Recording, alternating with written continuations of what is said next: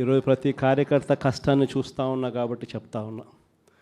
ఇంతకుముందు మన హయాంలో మనం వచ్చే టయానికే కోవిడ్ మహమ్మారి మధ్యలో 2019 జూన్లో మనం ప్రమాణ స్వీకారం చేశాం. ఆ తర్వాత ఆ మార్చిలోనే ముగియక మునిపే ఒక సంవత్సరం కూడా సరిగ్గా ముగియక మునిపే 2020 మార్చి వచ్చేసరికి వెంటనే కోవిడ్ వచ్చింది. ఆ తర్వాత 2 సంవత్సరాలు కోవిడ్తో మనం యుద్ధం చేయాల్సిన పరిస్థితుల మధ్య మన పాలన సాగింది. బహుశా కార్యకర్తలకు అనుకున్న మేరకు బహుశా నేను చేయలేకపోయి ఉండొచ్చు.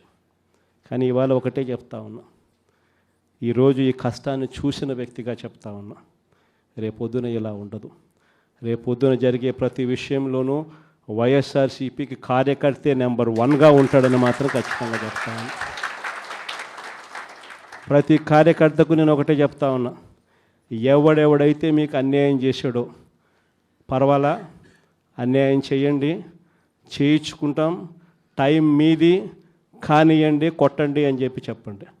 ఆడు ఎవడు ఏం చేస్తా ఉన్నాడో పేరు రాసుకోండి. రెడ్ బుక్ అని నేను చెప్పను, కానీ పేరైతే రాసుకోండి. మీరు ఏ బుక్లో రాసుకున్నా పర్వాలా,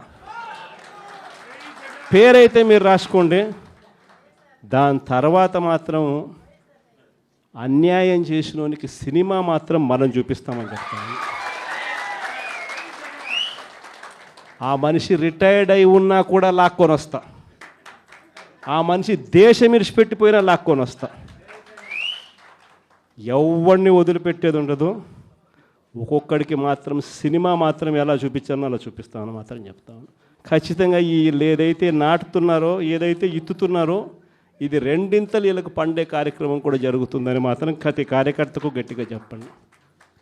ఎందుకనంటే ఈరోజు రాష్ట్ర వ్యాప్తంగా ఇదే జరుగుతూ ఉంది.